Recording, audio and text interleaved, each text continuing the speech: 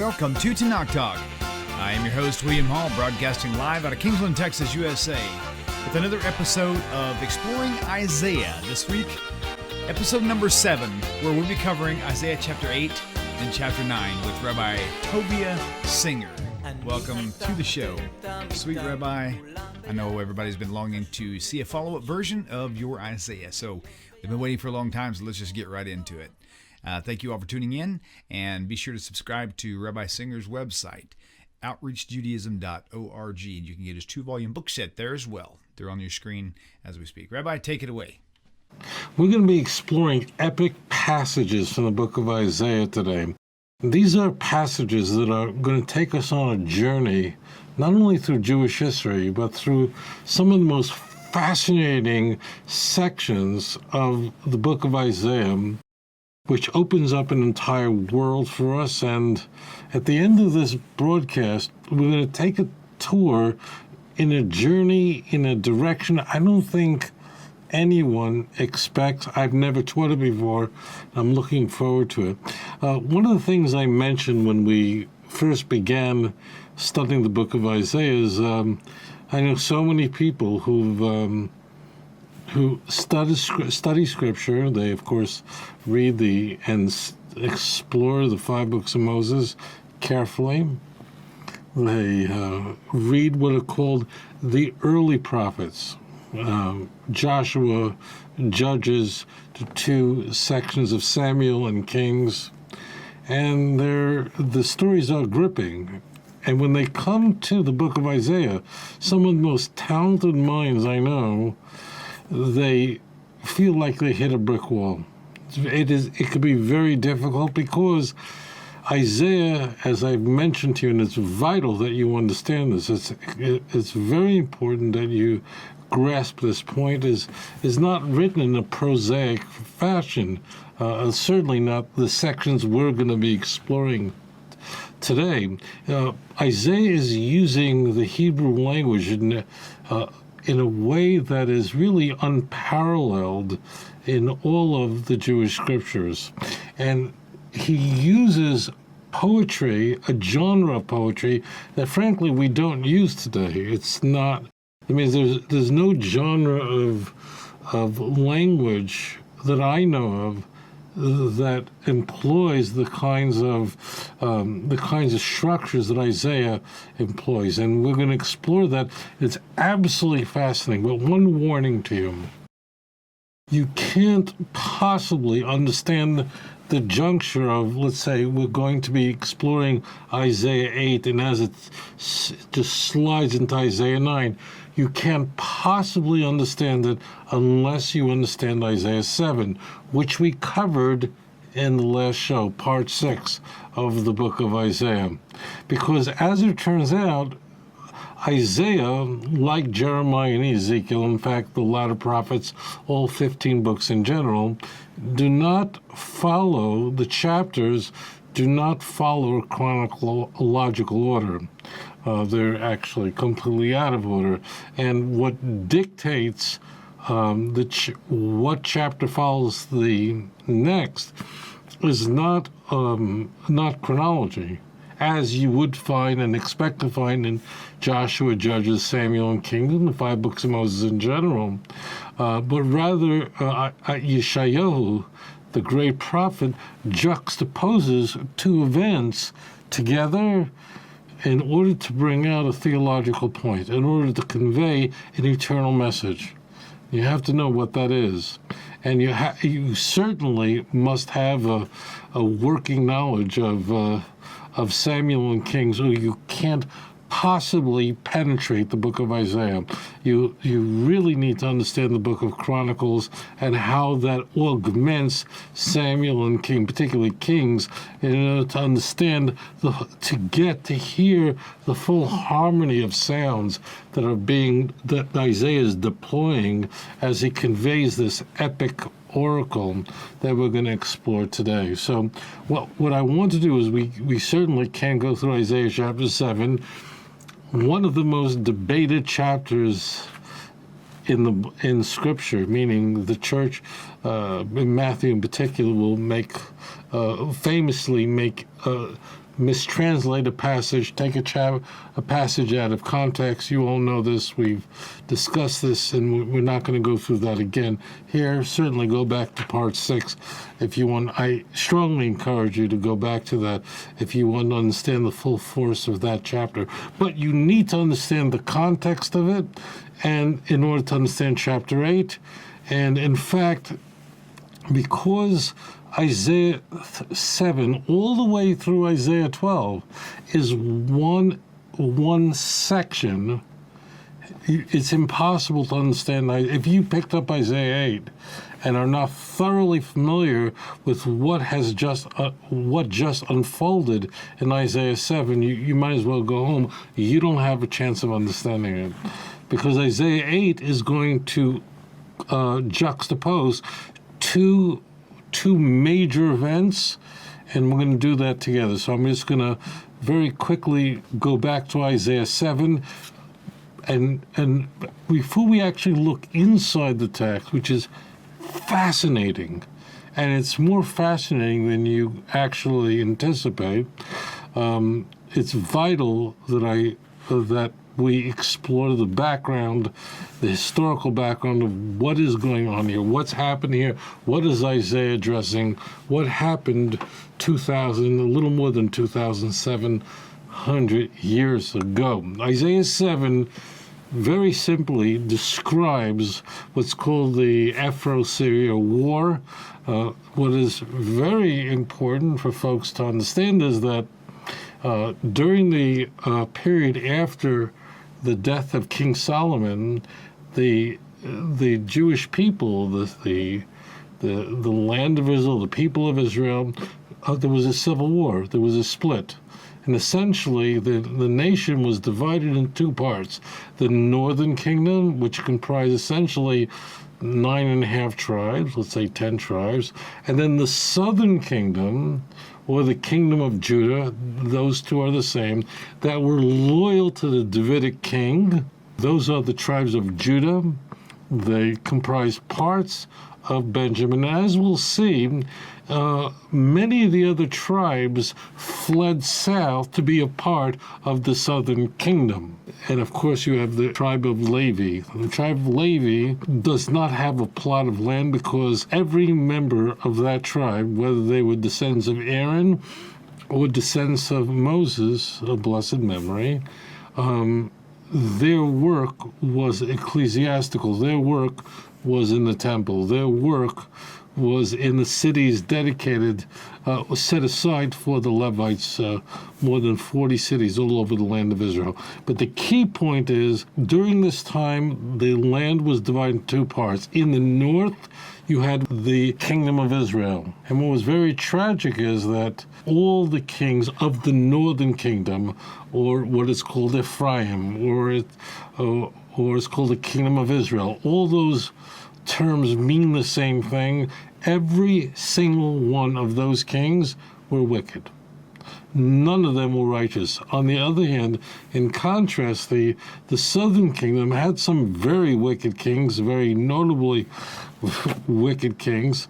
However, there were some extraordinary kings who were very, very righteous. In fact, as it turns out, as you'll see, the most righteous king of the Davidic dynasty, Scripture tells us, was Hezekiah, who ruled for 29 years. And Scripture tells us in 2 Kings chapter 18, verse 5, there was no one like him. There was no Davidic king before him or after him that followed him that would ever be as great, that would ever be as loyal to God as Hezekiah Melech.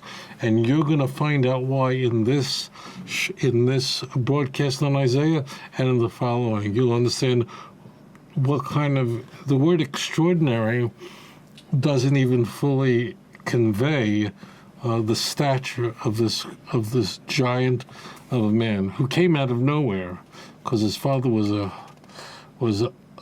possibly the most wicked king. His father was Ahaz. Let's go back and let's get a sense of the background history, and then we can actually look at the text, and you're going to find this fascinating. Isaiah 7, we have a war. As it turns out, the northern and southern kingdom, meaning the kingdom of Israel in the north, and the kingdom of Judah, or the southern kingdom of the south, at times went to war with each other. And in this particular instance, during the days of Ahaz, Ahaz was the Davidic king. Ahaz forged a tragic alliance, and you're going to grasp how tragic that alliance turned out to be. But Ahaz turned to the world power, basically the superpower at the time, was Assyria. Not Syria, but Assyria. And he forged an alliance with them. He wasn't interested in God preserving him, saving him, standing up for him, keeping a Davidic covenant that God made to his great-grandfather, King David. He was not only not a believer, he was a vile idol worshiper who was unrepentant. It can be said, it could easily be argued, that Ahaz was the most wicked king of the Davidic dynasty. You know, some of you might think that a later king, Manasseh, who ruled for 55 years, who would have been his grandson, was worse. The reason why that would not be the case is Manasseh ultimately repents at the end of his life. Ahaz never does. And in fact, the decisions Ahaz makes will have dire consequences for the northern kingdom of Israel. Ahaz forms an alliance with Assyria. As it turns out, the northern kingdom of Israel and Syria, Aram, led by a king called Ritzin, they weren't happy with that. They were very unhappy with the fact that Ahaz, the king of Judah, of the southern kingdom, that he forged that alliance, and they sought to destroy Ahaz, to destroy the Davidic dynasty, and God had to save Ahaz. Now, I say had to because Ahaz, as I've mentioned, did not deserve to be saved by God. But God, in a sense, had an IOU note to fulfill. He had a promise to keep. And that promise was made to King David, his great-grandfather, in 2 Samuel chapter 7, verse 12 through 16. Very famous. You must know these passages to understand Tanakh. The Almighty, blessed be his name, promises King David that through him will come a dynasty that will never be taken away from him, as it was taken away from his predecessor Saul. And although he may have sons who will be wicked, who will be in rebellion against God, but God will personally punish them, but he will never allow the Davidic dynasty to end forevermore. Okay? So therefore God has to has obligated himself to rescue every Davidic king in the future to ensure that the dynasty would never end, of course, until the Messianic age. And that's critical. So that's what happens. That's what we find in Isaiah chapter 7. In Isaiah 7, Jerusalem, the capital of the southern kingdom, it's where the temple was, is surrounded by two enemies. One of them are the northern kingdom. They forged an alliance with Syria against the southern kingdom. Ahaz did not have a chance. Ahaz forged an alliance with Assyria in order to save himself from his two enemies. God did save Ahaz. Now, if you ask most people, how did God save Ahaz? Most people go, I don't really remember, and there's a reason for it. You go to Kings 15 and 16, you see there that Pekach ben Ramalyahu, he was the king of the northern kingdom of Israel, and Ritzin, they were essentially murdered, and they were assassinated, and their effort completely failed. It's extremely unremarkable. But what is important is that Ahaz was saved. The key question that I posed last time, and it's a burning question, the question is how did this event ever make it to the book of Isaiah? As I've shared with you from the get-go, Isaiah's prophetic career was enormous. Isaiah's prophetic career lasted more than 80 years. You can be sure that Isaiah preached more than 66 chapters that we find in the book of Isaiah. So if anything is in the book of Isaiah, every word, every chapter is of enormous import to us. And the question is, why was this important to place in the book of Isaiah? How does this fit into anything? It's very clear to anyone reading Isaiah 7 that the child that was born in verse 14 was not born to a virgin. More importantly, the sign was not his conception. The sign, as we find in verse 15 and 16, was his maturity, that before this baby that's going to be born, who is the child of Isaiah and his wife, who was a prophet as well. The key point is that before this child matures, before the child knows to reject evil and choose good, or in Isaiah chapter 8, before the child knows to say daddy and mommy, it's imminent that these two kingdoms would fail. But remember this, Ahaz invites Assyria in, the world empire, to save him. In the short term, it's successful. Ahaz did something horrible. He did many things that were horrible. But what was very tragic was that he invited Assyria in, and temporarily his effort worked. Assyria did destroy the Syrian leadership and ultimately did save Ahaz at that immediate moment. Assyria is now in the land of Israel. Assyria, again, is the world, it's the superpower. Eventually Assyria will come to an end. Babylon will rise up, but that's not going to happen for well over a century. Assyria decides that they are going to conquer the land of Israel.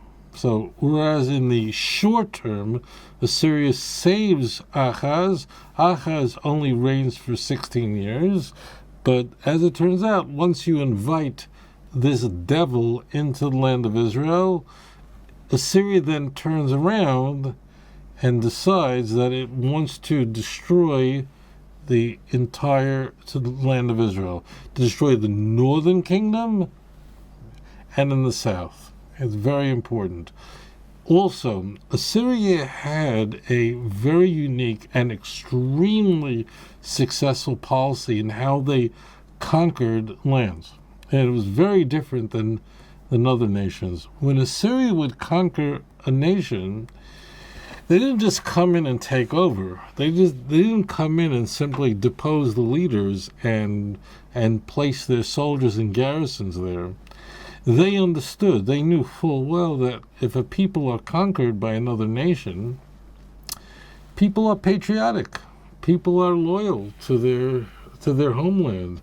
And as time would go on, eventually the indigenous population that was conquered would rebel against the conqueror, and of course this would threaten the empire. Assyria's approach to solving this problem was brilliant and extremely successful, but brutal. When Assyria conquered a nation, what they did was they didn't allow the people to stay.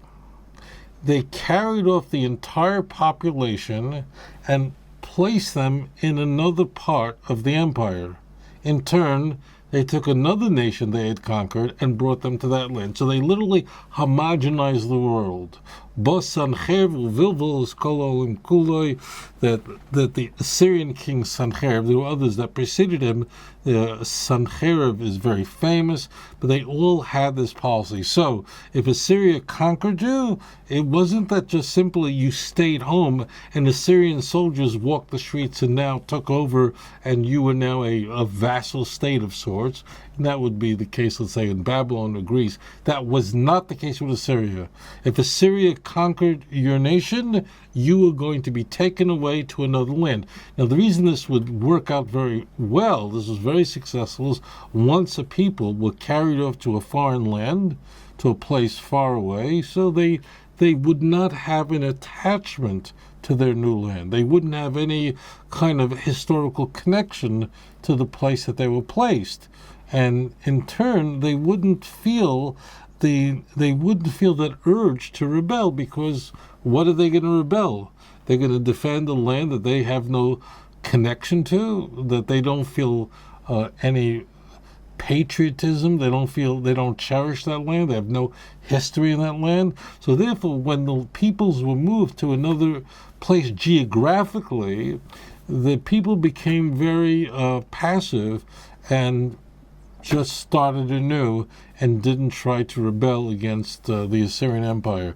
This is very successful, but the result of this policy of Assyria was that it very much homogenized the world, the known world, which means that many nations lost their national identity because of this Assyrian policy. The northern kingdom is going to be the victim of this policy. It's vital that you understand how Assyria approached the northern kingdom, because Assyria came in to carry off the northern kingdom of Israel. They were going to be destroyed because, after all, they had horrific leadership. They were deeply engaged in idolatry. They had lost favor with God. Hosea prophesied that, in fact, that they would be carried away. Of course, the promise that we find famously in Ezekiel 37 or in Hosea chapter 2 is that when the Messiah comes, meaning at the end of days, the tribes, the 10 lost tribes, would be gathered back. They're not going to be lost forever. Those who are not my people ultimately will be called my people, meaning they would be restored. One other point that's vital to understand, and I think you need to look at a map here, the Davidic kingdom, or the southern kingdom, or the Davidic kingdom, again, all those terms mean the same thing in this context, basically is Jerusalem and south. Jerusalem and whatever is south of Jerusalem is the Davidic kingdom, and essentially everything that's north of Jerusalem, which means as soon as you move north of Jerusalem, you're moving into the tribe of Benjamin, you're going up to Ephraim, you're going into the western part of Manasseh. There's an eastern part of Manasseh on the other side of the Jordan. Manasseh is the only tribe where it had a plot of land on both sides of the Jordan. One part is in the northern part of Israel, not too far north, and the other part is in what today would be the Golan Heights. That would be the eastern part of Manasseh. But what's very important is this.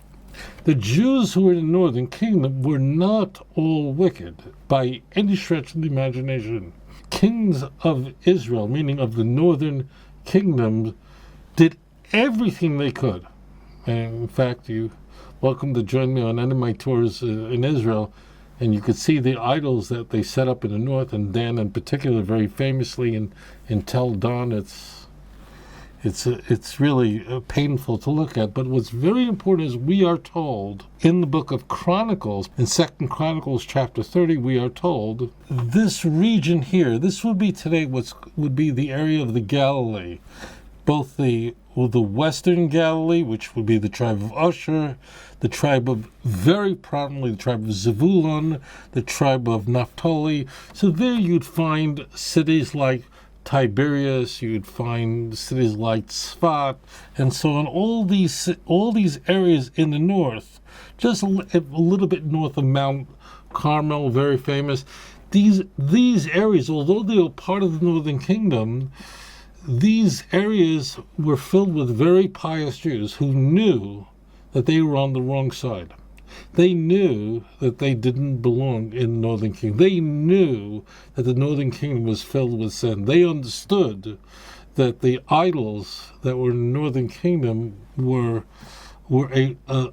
sinful and a rebellion against God, and they fled So the Jews who were in Naphtali, for example, in Zebulun, not all, but almost all of them left, and they went south to join their brothers in the southern kingdom. The area of the Galilee just shot down. And we see this in 2 Chronicles chapter 30, verse 11 and 12. The language is vital here, where it says, and that there were, however, many men from the tribe of Asher, that would be on the western part of the Galilee, Manasseh and Zebulun. They humbled themselves, and they came to Jerusalem to give them one heart to do what the king commanded by the word of the Lord. So it's very important that Scripture tells us that many Jews who were inside the northern kingdom, who were in this Galilee region, were deeply pious. They were stuck in an unenviable situation, but not because they were running away from Assyria, not because of any personal interest or financial gain, not because they were for no other reason, but because of their loyalty to God, they fled south. In fact, among us today, people who identify as Jews, many of them are from all these tribes that fled south. We know that, and they did that because they were deeply devoted to God. When Assyria came to conquer the northern kingdom of Israel, conquering the areas that essentially the populations fled south was a very easy matter. Their populations had departed, so that was stage one. And Isaiah says it's because the northern kingdom had rejected the gentle waters of the Shiloah, of the south, that spring that moves south over the Temple Mount into the city of David. It's in the land of Israel to this day. So God brought upon them the ferocious waters of the Assyrian Empire. That's stage one. That would be essentially for Assyria a cakewalk on all sides, meaning it wasn't a bloody battle. The land, the people, much of the population had already departed south, so that was easy. The second group that would be carried off by Assyria, because in three states, the what are now called the 10 lost tribes were carried away in three waves. The second wave was moderate, and that was the group of tribes that are on the eastern side of the Jordan River. On the eastern side of the Jordan River, you had in the most northern tribe would have been Manasseh. Manasseh had a very large piece of land. They had a land both on the western side of the Jordan River and the eastern side. So again, what is today would be the Golan Heights, that whole region, the whole eastern side of the Yam Kinneret, the Sea of Galilee. The term Galilee, really, Galil, comes from the word, it comes from the term, the place, like Galil means to roll. It's where the nations came into the land of Israel. That's how they entered. So this region was carried off second. Below them, now we're in what is today Jordan, and Jordan in this area will be Gad, and below them will be Reuven. So all these tribes that are on the eastern side, or Aver HaYarden, they go next. The horror story really comes here. When Dan is invaded by Assyria, a huge fight ensues, and it's absolutely catastrophic. And ultimately, the powerful waters of the Assyrian Empire destroy the northern kingdom of Israel. Isaiah warns us that, in fact, it wouldn't stop there, and it didn't. The southern kingdom of Judah, or called the Davidic kingdom, was not flawless. There were many problems there, and those problems were due to having a leader like Ahaz that would do so much damage in a relatively short amount of time. Achaz was a king whose father was very righteous. Yotam, his son Hezekiah, as we'll see, was enormously righteous, but in that short time he managed to contaminate his population to the point that we'll see that Isaiah is going to tell us that Assyria is coming in now for the south. Now that Assyria has carried off the northern kingdom of Israel, Assyria now is not done. Now they're coming for the southern kingdom, and they're very successful. In that they were able to penetrate, they're able to pierce through more than 40 cities in Judea, to the point, as Isaiah describes it, the water literally comes up to the neck. The only thing that's left, the only thing that survives is Jerusalem. Imagine that. Now, just a point about Jerusalem, today you have what the old city of Jerusalem, the actual walls around the old city of Jerusalem that you see today were built in the 16th century by Suleiman the Magnificent, right in mid-century. In a rather short time he built it. Those are not the same walls that surrounded Jerusalem during the biblical period. The walled city would have been a little bit south, but what is germane is that although today you have whatever people, let's say 40,000 people live in what's called the walled city or the old city or the Ir Atika, the old city of Jerusalem. Jerusalem today is a very large city where people live all over the city, but that wasn't the case. That wasn't the case 150 years ago. The whole notion of living outside of the walls was absolutely inconceivable. It was inconceivable in the year 1800. It wasn't just a risky business living outside of the walls. It was practically suicide, because those walls are what protected you. So the city, when we talk about if somebody lived in Jerusalem during the days of Hezekiah HaMelech, during the days of Hezekiah, during the Davidic kingdom, it meant you lived inside the walls. There was no, some suburb of Jerusalem that's a few miles away from what we call the old city, the walled city. You were inside the city, and those walls were your protection. And now Assyria has the job to finish off. Jerusalem is what is left. Jerusalem is now trembling because Assyria now is going to bring the full force of its army to destroy the Davidic kingdom, to destroy Hezekiah, to carry away all the Jews of Jerusalem. Imagine that disaster. And in fact, God is going to intervene. We're going to encounter now what is, without a doubt, the greatest miracle since the Exodus.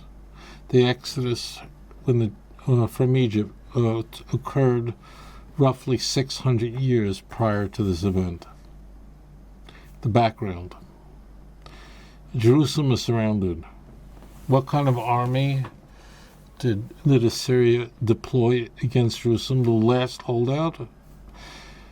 It's astonishing. The size of the army exceeded the size of the army that the coalition forces deployed against Saddam Hussein. The size of the army was 185,000 soldiers, and you heard that right. It's hard to imagine an army of that size in the ancient world. Paul Johnson, one of my favorite historians, estimates that an army of 185,000 soldiers in the ancient world in that period would be roughly the equivalent of an army of 4 million soldiers today. Assyria was going to destroy Jerusalem. Jerusalem had no chance. The people that were in Jerusalem, in the walled city, were in very deep trouble. The year now is the 14th year of Hezekiah's rule. Hezekiah will rule for 29 years. Hezekiah was a deeply righteous king. He inspired his nation in a way that turned him to God that'll make you cry. He brought Torah to the Jewish people. Our people, it was a time of great literacy for our nation. Hezekiah was a man who destroyed altars that Jews used to build, not necessarily to false gods, but just private altars that were against the Torah, because you were only allowed to use the altars that were in the temple. And Assyria now came to destroy everything. And Assyria sent a man, his name is Rav Shaka. Rav Shaka, interestingly, was an apostate Jew, a Jew who joined the other side. Tanakh, the Jewish scriptures, is filled with Jews who worshipped idols, who joined the enemy, and it's a part of our history. The Talmud describes much about this individual, but the officers of Assyria came and they started screaming at Hezekiah's representatives, his scribes, called them out and said, "Do you really think that you're going to be able to stand up to Assyria, to Sancherib?" No other king ever stood up to Sancherib. Do not trust what Hezekiah is telling you. Hezekiah is telling you to put your trust in God. Hezekiah is telling you to be loyal to the Almighty, that God will save you. God didn't save anyone else. God didn't save the northern kingdom. Look at all the other nations that Assyria has conquered. Had any of the gods ever succeeded in protecting their nations? What makes you think that the God of Israel will ever save you? He blasphemed the name of God. He cursed the name of God. And the situation was so desperate that Rav Shaka, of course, was an apostate Jew, so he spoke Hebrew fluently, a language that, of course, the Jews was very familiar to these. At that time, in this earlier period, Hebrew, Lashon Kodesh, the language of Judea, was the language that Jews knew very, very well, and Aramaic was a language that wasn't very well known. Later on, Aramaic means, if we go to the Second Temple period, particularly the latter half of the Second Temple period, following the Babylonian Empire, so Aramaic becomes the language that Jews are using constantly. But now it's not the case. This is an early period. Again, this is roughly 2,700 years ago. Literally, Hezekiah's officers, his scribes, are going, "Please stop speaking Hebrew. Could you speak Aramaic? Because the people can hear you screaming, and it's going to terrify them." And he when Rav Shaka, this wicked man, hears this, he starts screaming over the wall to make sure that the Jews in Jerusalem would hear him in the Hebrew language. And he cursed the God of Israel. He blasphemed our Lord. And he told them that you don't have a chance. Surrender now. If you surrender, we'll carry you off to another land and you'll be okay. If you don't surrender, you'll be destroyed. And the people were petrified. He handed the notes of what was said by the Assyrian official was taken to Hezekiah. And as I said, Hezekiah was a man who was deeply pious. He put his trust in Hashem in every way. Hezekiah went to Isaiah the prophet, and Isaiah the prophet assured him that that Assyria will not be successful in Jerusalem. He's going to fail. In fact, not only is he going to fail, but they're going to be wiped out. The Assyrians are going to be wiped out. This is just absolutely unimaginable. And in fact, the way Sancherib went in, that's the way he's going to come out, and ultimately he's going to be killed, which he would be. Eventually, Sancherib returns back to the capital of Assyria, Nineveh, and he's assassinated by his own children. Hezekiah takes all these notes and he just throws them. He stands before God in the temple, and just throws himself down to the floor, placing all these notes, the messages that were given to him by the Assyrians. And he says these words, Va'atu Hashem Elokeinu Hoshienu miyodai. And now the Lord our God, please save us from their hand. He doesn't say save them because we don't want to die. He doesn't say save us because, I want to stay in power. I don't want to meet my end. It doesn't say any of those things. If you want to know how to pray, this is how to successfully pray. And that is to say to God that it's because of your name, your glory should not be harmed. This is the way Daniel prayed. This is the way Abraham prayed. This is the way Hannah prayed. This is how Moses prayed.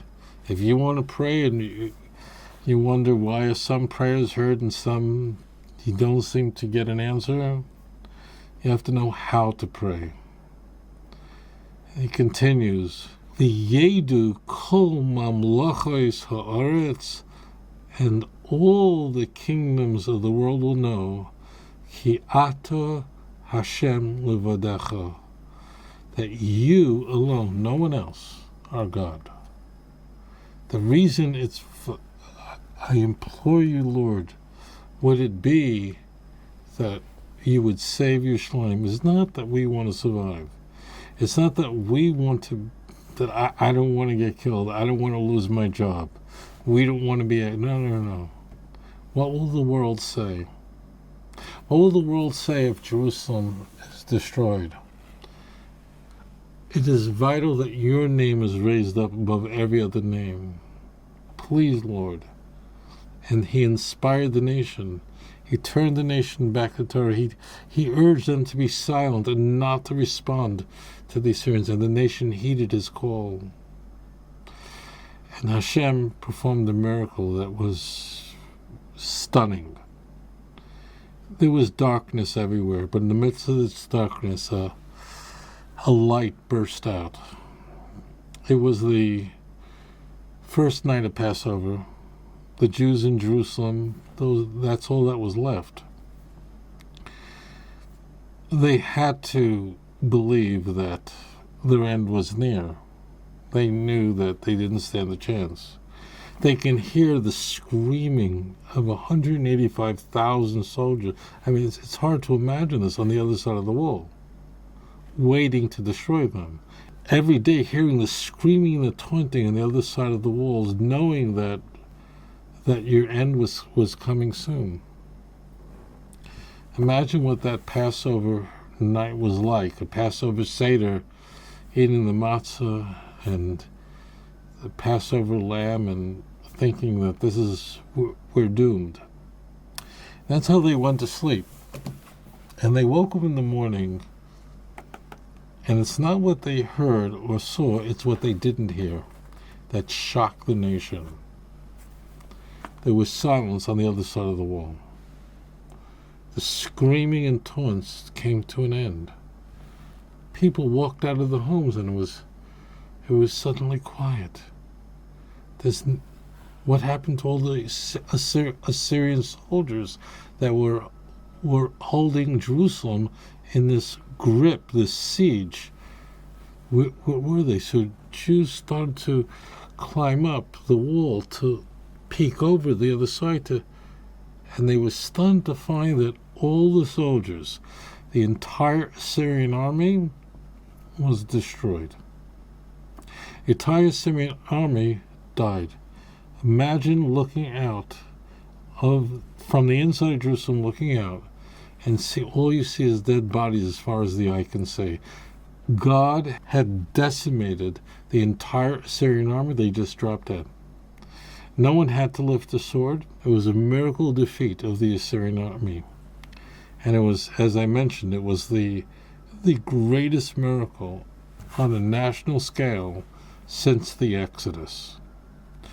Now, let's take a look at the passages now, and you'll see how this unfolds inside the text. Isaiah is going to employ language here Isaiah's use of the Hebrew language is really quite startling. So in Isaiah chapter 8, Isaiah is told that whereas his wife, remember the famous Isaiah 7:14, the Emanuel boy, that child, Emanuel, means God is with us. And we can't spend a lot of time on that, but the mother, V'karas Shema Emanuel, meaning, and she will call his name Emmanuel, meaning Isaiah's wife is to call the child named Emmanuel. And again, before that child knows the difference in good and evil, before the child matures, these two kingdoms, now we're back to that earlier event, meaning Syria and the northern kingdom of Israel, they'll be finished, they'll be done. And that happened. Now we're in Isaiah 8. Isaiah is instructed to call that same child Maher Shalol Chosh Baz, which means quicken the loot, hasten the booty, essentially a redundant name, and know that before that child even knows how to say daddy and mommy. How old are children when they know how to say, when a little boy knows how to say daddy, mommy? How old? A year and a half? Already you're going to be successful against these two enemies. But watch this transition, because Isaiah is now going to pivot. And this is the nature of Isaiah. This is why in order to understand what is being conveyed in this sacred book, you have to know how Isaiah works. And that is, Isaiah is going to skip a considerable amount of time and just pivot from that event, from one crisis, the crisis of Syria and the northern kingdom, and just pivot over to the crisis of Assyria, who would now that the monster was invited into the land of Israel, this monster now would seek to destroy everything. Incidentally, to read more about the events of Hezekiah, and the miracle that are described, I strongly encourage you to read 2 Kings chapter 18 and chapter 19. Make sure you read Isaiah chapter 36 and chapter 37. Read Chronicles chapter 29 through 32. Let's take a look at these passages here. I'm going to just read a few passages for you. I want you to get a taste of the language Isaiah is using here, because he's going to describe the destruction of the northern kingdom, but then the waters are just going to come up to the neck of the southern kingdom, but the southern kingdom is going to be saved. Why? And this is very interesting, because Emmanuel. Now you see where that Emanuel comes in. It doesn't do it. It's not the Messiah. Emanuel means God is with us, as God is saving the Davidic kingdom. Watch carefully. This is spiritual music.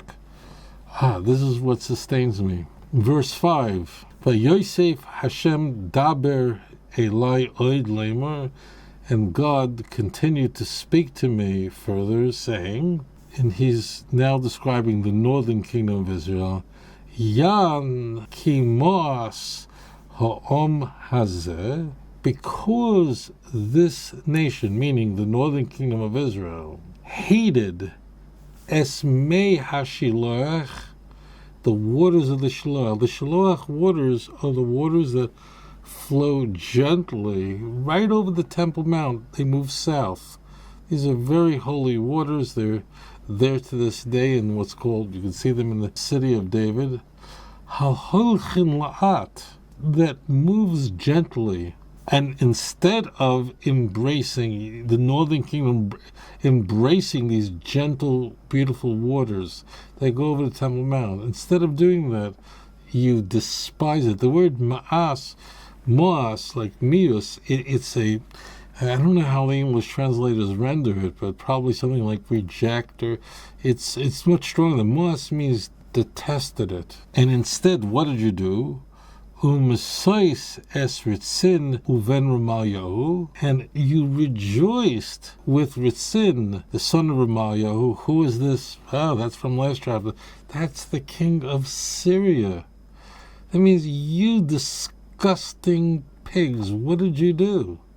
You formed an alliance with Syria, with these idol worshippers, with these enemies of everything that's holy. Because you did this, verse 7 of chapter 8, Lochein, therefore, this is what's going to happen to you. Hine Hashem ma'ale alehem esmei hanohor ha'atzum harabim es melech asher ves kol kevoidei. I am going to bring upon them the mighty, massive waters. You see this play on words. You rejected the gentle waters of the south. Now I'm going to bring upon you the raging, mighty waters of the Assyrian Empire. B'chol kavoidai, with all of its, kavoidai means it's all of its glory, meaning it's all of its wealth and all of its. Assyria is going to just use its, just throw everything. This is a world empire.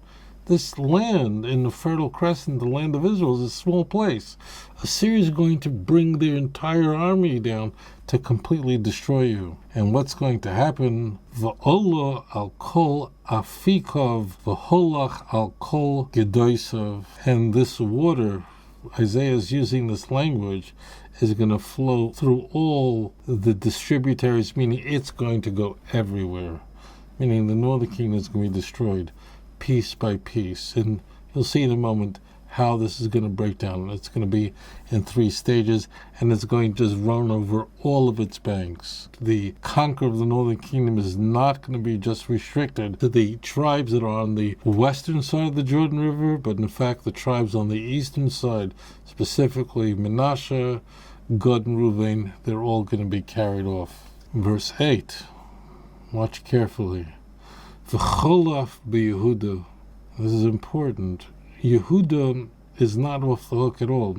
V'cholaf b'Yehuda shotaf over ad tzavor yagia. Yehuda, that's the southern kingdom, is going to be pierced. It's going to be penetrated. V'cholaf means to pierce through. The water is going to overflow Judea, meaning the southern kingdom as well. And the water is going to go up to the neck, and that's critical. When water goes up to the neck, it means that you can still breathe. Ultimately, what's above here is going to survive. V'hoya mitois kinofov meloi roichav artzai, and the tips of the wings will fill the breadth of your land. Now, what does the tips of the wings mean? Well, as it turns out, the major idol of Assyria was Ashur, and Ashur is the Hebrew name for Assyria. So Ashur was the major god that represented the Assyrian Empire. It was a winged idol, and that's why he's using this language. The tips of the wings will fill the breadth of your land. Look at the last word, Emanuel. Emanuel. Remember that word? It means God is with you. Which means that although Assyria is going to do enormous damage, ultimately God is with you. And this hails back to the promise of Isaiah chapter 7. And that is that God is with you, and therefore Jerusalem is going to be saved. Oh yeah, the nations are going to come up against Jerusalem. They're going to devise plans. In verse 10, Utsu Eitza V'Sufa, Dabru Dover V'Lo Yokum. What does that mean? Let them, the enemy, in this case it's Assyria, Let them come up with an eitzah, with a plan, with an idea. The sufa, it will come to naught. It will not be accomplished. Dabru dovar, let them talk the talk. Let them get together and have all kinds of conferences of how they can destroy you. V'lo yakum, it will not be established. Why not? You guessed it. Ki Emanuel, because the God of Israel is with you. And when God is with you, nothing is impossible. When you bow before the God of Israel, you fear no one. And this is the promise that God fulfilled. I want to take you a little further because I want to show you how the name plays out so elegantly. We're going to see the device that God used to prophesy the salvation of the southern kingdom. Ultimately, they will be saved. God instructs Isaiah's wife to call the child Emanuel, which is a symbol that God is going to save the kingdom of Judah, the southern kingdom. Incidentally, at the very same time Isaiah is preaching, and all this is going on in the south, the prophet Hosea is in the north. He has a wife too, but she's no prophetess. Hosea's wife, as we talked about, was a prostitute, symbolizing the prostitution of the northern kingdom of Israel and how they behaved, their spiritual prostitution. The names of those children were not names of salvation, but they were names of Lo Yirachamu, I will not have pity on you. Lo Yami, you're not my nation. Isaiah's child is given names. In fact, all the names of Isaiah's children, including his other child, Shar Yoshev, which we see in Isaiah chapter 7, all these names indicate that God is going to save the Jewish people. All these names are portents, not just for the family, the Yeshayahu family, but in fact for the nation of Israel. And this is what Isaiah says here: Behold, I and the children whom the Lord gave me for signs and for tokens to Israel, from the Lord of hosts who dwells on Mount Zion. These very unusual names. In fact, the name Shar Yoshev, his other child, which means the remnant will remain. All of these names are portents to the preservation of the southern kingdom. In contrast, the names given to Hosea's children are all portents to the doom of the northern kingdom of Israel that would be destroyed. As chapter 8 comes to a close, the prophet describes something horrific, describes the absolute gloom and doom that wiped out the northern kingdom. It's what I'd explained to you. We're going to see it inside. Verse 21, and those who passed there will suffer. Those who are in the northern kingdom who are being wiped out, they will suffer tremendous hunger and strife, tremendous hardships. Those who are in the northern kingdom are going to be so hungry, their lives are going to be so miserable as they're being overtaken by the Assyrian army and conquered, that they're literally going to curse their king and his God, and they're going to face upward towards the Almighty. Which means that the Jews in the northern kingdom are going to be so outraged that they had been misled and misguided by the wicked kings of the northern kingdom. And he shall look at the land, and behold, there's just distress and darkness and weariness everywhere. Of oppression to the darkness he is lost. And here we find our three stages of how Assyria would destroy the northern kingdom. Watch this. Verse 23. Ki lo yimuaf la'asher mutzak lo.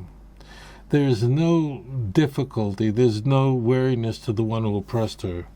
Assyria is not in any way even scratched by the movement of carrying away the northern kingdom, particularly the first time. Ka'es harishon hakel arza zvulun v'arza naftali. the northern part, which we discuss, particularly the land of Zvulun and Naphtali, this would be what's the Galilee. This area was basically a cakewalk. The Jews already had departed, as we were told in Chronicles. Those Jews, for the most part, left. That was very, very easy. V'achron, which means the last of those who were expelled, that one was hichbid, was very heavy, was very, very difficult. He dealt with it very, very harshly. And then, of course, the middle, so it goes, the first was very easy, meaning the first stage of the exile of the kingdom of Israel, the northern area, particularly Naphtali, particularly Zebulun, was very easy. And the last stage, stage 3, that was absolutely disastrous. Derech Hayom Ever Hayarden, the way of the sea, the other side of the Jordan. And this, of course, is referring to the 3 tribes on what is today Jordan, the Glil Hagoyim, the passage of the nations. The word Glil, like Galgalim, are wheels in Hebrew. It was this area where the nations would pass through to come in to the land of Israel, and that was the middle section. And that's where Isaiah chapter 8 ends, in verse 23. Now, it ends there for a very obvious reason, because this marks the end of the description of the destruction of the northern kingdom of Israel for right now. Isaiah now is going to pivot, is going to transfer over to the stunning miracle that God performed for the southern kingdom, for Judah, particularly Jerusalem. Follow with me verse 1 of 9, and you see here is our shift, our change. Ha'om ha'holchem b'choshech ro or gadol. The nation that walked in darkness saw a great light. Yoshvei be'eretz salmovis, and those who were living in the shadow of death, or noga lohem, a light was shown to them. And here we begin in Isaiah 9, the description of what happens south, in contrast to what happened in the northern kingdom of Israel, where there was destruction, hunger, and there was no hope. And the people that were there suffered terribly, and there was darkness, and they were carried off in 3 stages. And as the Jews of the northern kingdom of Israel, as they were carried off and as they suffered the hunger as a result of the siege, were cursing the northern kingdom's king. They were cursing the gods who they thought would save them, and of course they could not. In contrast, Isaiah 9 talks about, but now there's light, something wonderful happening. And this is the salvation, as we will see. This is the salvation of the southern kingdom, of Jerusalem. The great miracle that God is going to perform for Hezekiah's nation in Jerusalem, with the great miracle that so many books of the scripture devote themselves to. The final part of this study is what I think you might find very shocking. I've never taught this before because it's not complicated if you understand it, but if you're not familiar with these texts, it's all very strange to you.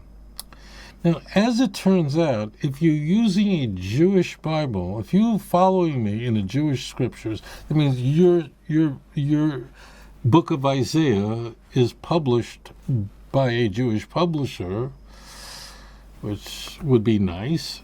The Isaiah chapter 8 ends with verse 23. If, on the other hand, you happen to have a Christian Bible using it, makes no difference which one it is. For some strange reason, Isaiah chapter 8 ends in verse 22. And that whole passage of verse 23, which we described, for some strange reason, Christian Bibles cut these chapters differently. In that, Isaiah 8, verse 23, is cut away from the rest of chapter 8, and it's turned into Isaiah chapter 9, verse 1. So I just want to repeat this again. Isaiah 8, verse 23 in a Jewish Bible is Isaiah 9, verse 1 in a Christian Bible. And you have to ask the question, why? How did something like that ever happen? The cut is perfect in that Isaiah 8, 20, 21, 22, 23 graphically describe the destruction of the whole northern kingdom. And Isaiah 9:1 described the people who walked in darkness have seen a great light. Those who were dwelling in the land of the shadow of death, light is shine upon them. That's the description. And now Isaiah 9 is going to move right into the great miracle where the Almighty, blessed be His holy name, is going to save the Jerusalem, going to save the people in Yerushalayim because of the inspiration of this great king Hezekiah. Why does the Christian Bible cut it differently? Why would the Christian Bible take 8:23 and just turn 8:23 into chapter 9, verse 1? Why? It doesn't fit. I know this will stun you. If you don't have a Christian Bible, you might go online because you want to check it out, and please do. What would possess Christian Bibles to take... There is no Isaiah chapter 8, verse 23 in a Christian Bible. It doesn't exist. In any Christian Bible, Isaiah chapter 8 ends in verse 22. Why did the church feel compelled to take Isaiah 8:23 and shove it to the beginning of Isaiah 9? So that Isaiah chapter 9, verse 1 would be followed by verse 2. Now, that may seem sophomoric. Let me rephrase that. So that Isaiah 8:23 and 9:1 would appear as one section, although they're divided. Isaiah 9:1 in the Christian Bible is describing the destruction, the three stages of the destruction. Isaiah 9 verse 2 in the Christian Bible describes the salvation, or is the beginning of. We're going to continue this in the next class in the book on Isaiah, is describing the salvation that God brings to Hezekiah, his people, the Davidic kingdom, particularly Jerusalem, that's going to be saved. Why would they cut it this way? This is going to shock many of you. Christian Bibles cut off the 23rd verse of the 8th chapter of Isaiah and place it at the first verse of Isaiah chapter 9, not because of anything to do with the book of Isaiah, but rather because what I believe is the most shocking corruption of the Jewish scriptures, and I think you're going to be stunned by this. As it turns out, these passages, particularly in a Christian Bible, Isaiah 9, 1 and 2, or in a Jewish Bible, Isaiah 8, verse 23 and Isaiah 9, 1, are quoted in the book of Matthew. And when I say the word quoted here, I mean the word quoted in quotation marks, underline, italicized, neon lights, and the all, because you won't believe what was done to it. These two passages are used to describe the beginning of Jesus' ministry in the book of Matthew. In the book of Matthew, once we're done with the infancy narrative, done with the temptation, where the beginning of Jesus' ministry comes into view as described in the first gospel in chapter 4, verse 15 and 16. But you will not believe, unless you look at it for yourself, you will not believe what the author of Matthew did with it. Now, just to be sure, if you have a Christian Bible in front of you and you look at Isaiah 9, verse 1 and 2, it will tell you that this is quoted in the book of Matthew, chapter 4, verse 15 and 16. If you go to the book of Matthew, chapter 4, verse 15 and 16, it will tell you that this quote is directly from Isaiah chapter 9, 1 and 2. And now you're going to see what Matthew did to the text. This, I believe, and I think you'll conclude as well, is the most stunning corruption of the Jewish scriptures. Because what the author of Matthew, we don't know what his name is, and if somebody tells you, I know, they don't know. We don't know who wrote it. We don't know where it was written. The key is, if you look at Matthew chapter 4, verse 15 and 16, what do you find there? Let us compare these two side by side. If you have two Bibles and you can open this side by side, I think you're going to be shocked. So if you're reading Isaiah 9, 1 and 2 in a Christian Bible, it's going to read something like, for there was no weariness to the one who oppressed her. Like the first time, he dwelt mildly, the land of Zebulun, the land of Naphtali, and the last one, he dealt harshly, the way of the sea, and the other side of the Jordan, the Galilee of the nations.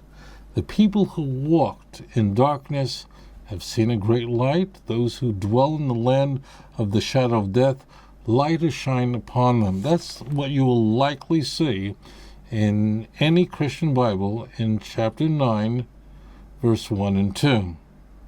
Look carefully now at Matthew chapter 4. Matthew tells us that he's quoting from the book of Isaiah. This is the beginning of Jesus' ministry. Leaving Nazareth, verse 13 of chapter 4, he went and lived in Capernaum by the sea, in the territory of Zebulun and Naphtali, verse 14, so that what was spoken by the prophet Isaiah would be fulfilled.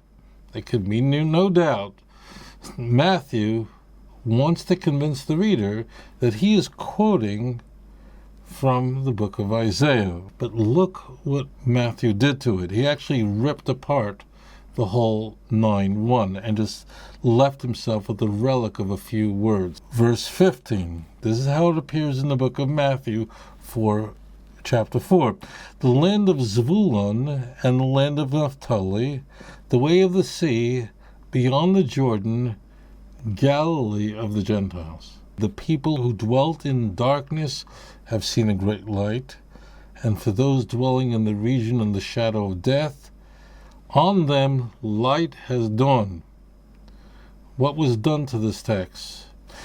It's verse 14 that tells us we're talking about the book of Isaiah, and verse 15, stripped away completely is, for there was no weariness for the one who oppressed her. Like the first time, he dealt mildly, the land of gone. Matthew simply just stripped that out, just dumped it, just jettisoned it. He kept the words Zebulun and the land of Naphtali, and then the words that would follow further. And the last one, he dealt harshly. That is completely cut out. Just took a scissor, took a scalpel, and just ripped it out. And then included the way of the sea and the other side of the Jordan, the Galilee of the nations. Matthew simply stripped Isaiah chapter 9, verse 1 in a Christian Bible, or Isaiah chapter 8, verse 23 in a Jewish Bible, in order to produce a verse, a passage that simply does not exist. How do you play with the Bible like that? How do you strip out half of the verse in order to produce a passage that simply does not exist? How do you reshape verses, passages, rip them to pieces, take out half of it, carve it up, and have it read completely different? And this is the reason why in Christian Bibles they want Isaiah 8:23 and Isaiah 9:1 from a Jewish Bible. They don't want them divided by a chapter. They want that to all be read together. So therefore, they take Isaiah 8:23, they strip out all of the description of the destruction. They just have the Naphtali, Zebulun, the Galilee, all that they want, and they then shove that into the beginning of 9, chapter 1, right there.